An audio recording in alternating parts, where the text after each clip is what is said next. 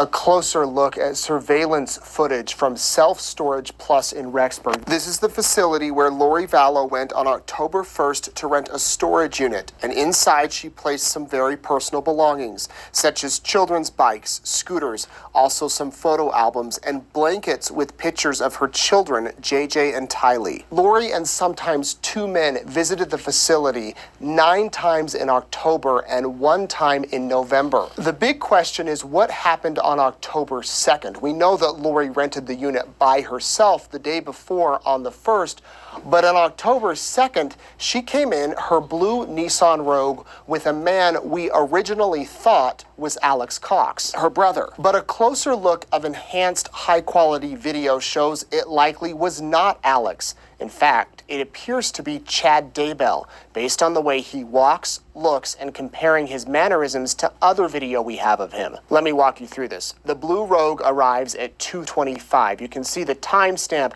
says 1:25, but that's because the clocks were off, according to the facility. Lori is driving the Rogue and makes her way to the door of the building where her unit is. She gets out 2 minutes later at 2:27 with the man we believe is Chad.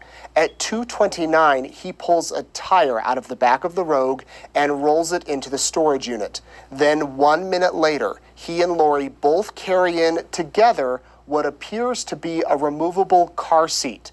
They put it in the locker, shut the door, and leave the facility at 2:32. Their entire visit is just 7 minutes. So why does this matter? Well, that same day, Brandon Boudreaux says that he was shot at in Gilbert, Arizona around 9:30 that morning while coming home from the gym. Brandon had been married to Melanie, Lori's niece, and he had a very large life insurance policy and assets totaling over $1 million. Months earlier, Melanie began spending a lot of time with Lori and her religious group. Then Melanie suddenly demanded a divorce from Brandon. The bullet missed his head by inches, and police say the person who shot at him was driving a Jeep registered to Charles Vallow.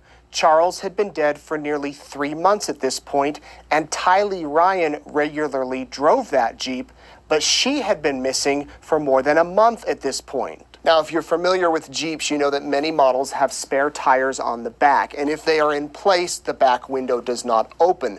But if they are removed, that window does open.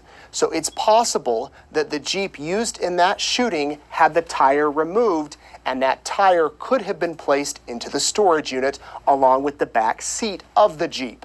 We would ask Alex Cox if that was the case, but we can't because he's dead, and police are not commenting.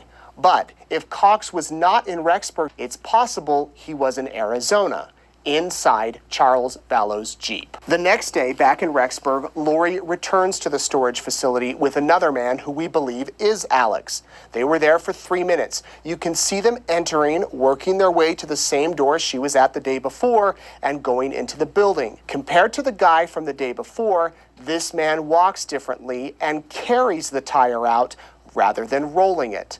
The man we think is Cox also carries out the car seat by himself without any help from Lori. Originally, we thought this was a tote with something hanging over the end, but this higher quality video shows that it appears it's actually a vehicle seat, and Lori and Alex are likely taking it away. 3 days later, on October 6th, Alex returns to the storage unit by himself in his silver pickup and comes 5 other times that month, including a visit on October 28th with a man who appears to be Chad Daybell.